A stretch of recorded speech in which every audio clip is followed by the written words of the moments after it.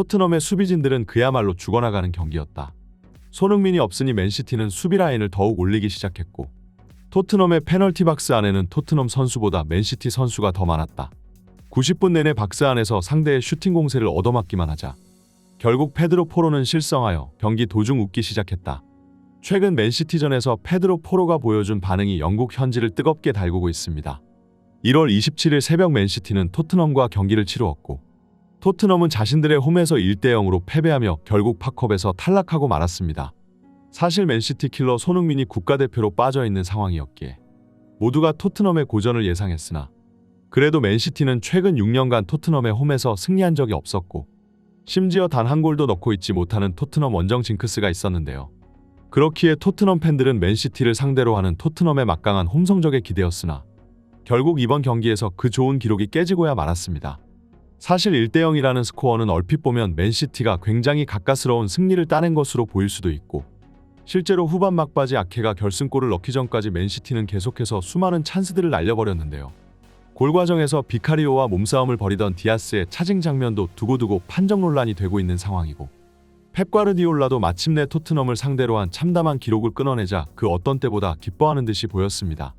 하지만 팬들과 언론이 이 경기를 굉장히 치열했던 것으로 묘사하고 있지만 사실은 토트넘이 경기 내내 일방적으로 얻어맞기만 한방 코드 경기라고 보는 것이 맞을 텐데요. 맨시티는 이 경기에서 기대 2골이 넘어가는 기대 득점값을 기록했으며 슈팅 수도 거의 20개에 육박했습니다. 하지만 그에 비해 토트넘의 기대 득점값은 형편없었고 심지어 전반전에는 아예 수치가 제로였는데요. 후반전에도 토트넘의 반격 시도 또한 성공하지 못했고 결국 90분 동안 단 한 개의 슈팅만 기록하면서 경기력적인 측면에서 완패를 거두었습니다. 영국의 한 축구 전문가는 이번 경기를 분석하면서 원래도 맨시티가 라인을 높게 끌어올리는 것으로 유명하지만 오늘 같이 아예 작정하고 선수들을 전부 최전방으로 보내는 것은 처음 본다. 분명히 토트넘의 페널티 박스 근처인데 오히려 맨시티 선수들의 숫자가 더 많다. 하지만 반대로 말하면 토트넘이 한 번만 이 전방 압박에서 빠져나왔을 때 카운터 어택을 통하여 맨시티에게 한 방 먹일 수 있는 결정적인 찬스가 찾아온다는 것을 의미한다. 하지만 토트넘은 경기 내내 제대로 된 공격조차 성공시키지 못했다. 바로 손흥민이 빠져있기 때문인데 과르디올라 감독도 손흥민이 있었다면 이런 극단적인 전술을 취하지는 않았을 것이다. 비록 표정과 인터뷰에서는 드러나지 않지만 전술에서는 과르디올라 감독의 생각과 감정이 엿보인다. 그는 오늘 손흥민이 없어서 하늘로 날아갈 듯한 기분을 느끼고 있다. 오늘 맨시티는 이번 시즌 최고로 타이트한 전방 압박을 펼치면서 토트넘의 후방 수비진들을 박스 안에 가둬놓고 경기 내내 괴롭혔는데요. 페드로 포로와 로메로 그리고 반더벤과 우도지는 리그 내 최고의 포백 라인으로 평가받으며 한 명 한 명이 전부 리그 베스트 후보에 거론되고 있는 선수들이었습니다. 하지만 역시 그들도 그동안 손흥민의 수혜를 입고 있었다는 것이 오늘 경기에서 확인되었는데요. 아무리 뛰어난 수비수라도 90분 내내 모든 선수들을 막아낼 수는 없는 법이며 공을 받자마자 최소 2명 이상의 선수가 자신에게 달라붙고 있으니 그들 입장에서는 어찌할 도리가 없을 겁니다. 사실 맨시티가 지금까지 토트넘의 홈에서 이 정도로 극단적인 전방 압박을 들고 나온 적이 없었는데요. 영국 전문가의 분석대로 과르디올라 감독은 손흥민이 없는 토트넘의 상황을 그 누구보다 잘 이해하고 있으며 더 이상 자신의 뒷공간을 위협할 수 있는 최고의 피니셔가 사라지자 마음 놓고 토트넘을 두들겼습니다. 사실 손흥민을 제외하고도 토트넘에는 베르너와 존슨이라는 발빠른 선수들이 존재하지만 이들은 말 그대로 발만 빠르기만 하지 실속은 하나같이 없는 선수들인데요. 반면에 히샬리송과 쿨로셉스키는 나름 볼 간수는 되지만 느리기 때문에 패스조차 제대로 받을 수가 없었고 경기 내내 공조차 제대로 만져보지 못했고 맨시티 수비수들은 이들을 신경조차 쓰지 않았습니다. 결국 이번 경기에서 가장 고생을 한 선수들은 바로 토트넘의 수비진이라고 볼 수 있는데요. 특히 우도지와 페드로 포로는 측면 쪽에서 굉장히 뛰어난 수비력을 보여줬습니다.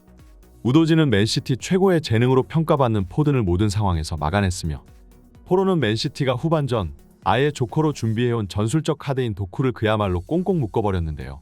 그러나 아무리 막아내봤자 결국 공은 다시 돌고 돌아 맨시티에게 되돌아갔고 포로와 우도지는 경기 내내 상대의 공만 쫓느라 그야말로 기진맥진할 지경이었습니다.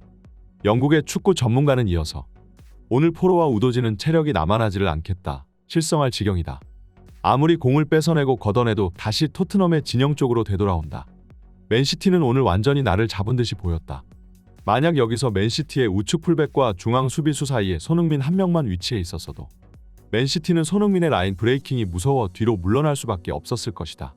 그리고 전방 압박에서 자유로워진 토트넘은 자신들이 원하는 대로 공격을 주도할 수 있었을 것이고 페드로 포로와 우도지의 장기의 측면 오버래핑 또한 시도했을 것이다. 하지만 그렇게 공격적인 풀백이었던 포로가 오늘은 단 한 번도 공격에 제대로 나서지 못했다. 토트넘에게 그나마 위안이 될 만한 점은 포로가 이번 경기를 통해 수비하는 방법을 완전히 몸에 익혔다는 것이다. 비록 팀은 1대0으로 패배했으나 토트넘 수비수들의 집중력, 특히 포로가 보여준 퍼포먼스는 놀라웠는데요.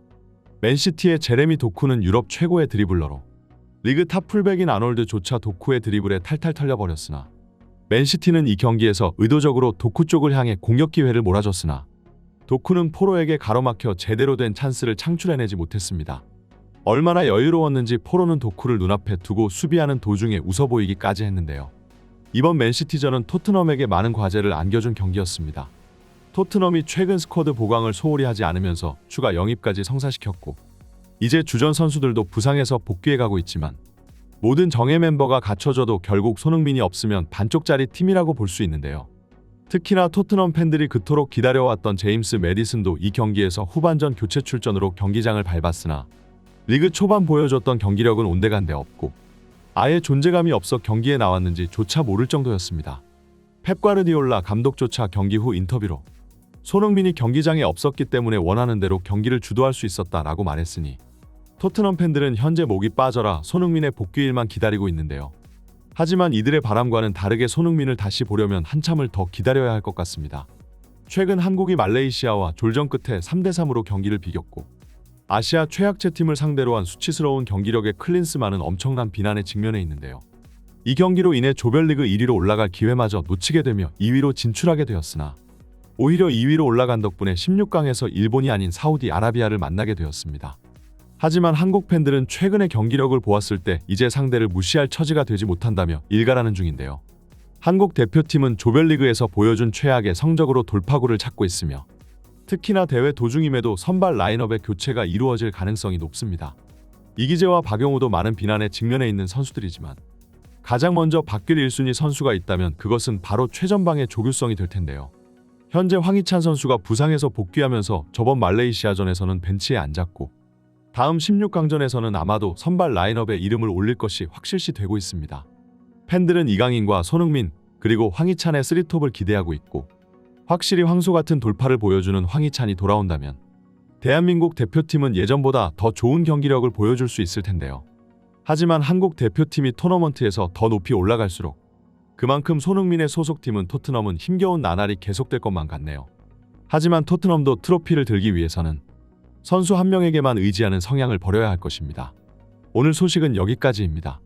지금까지 풋볼 랭킹이었습니다. 구독과 좋아요는 영상 제작에 큰 힘이 됩니다. 감사합니다.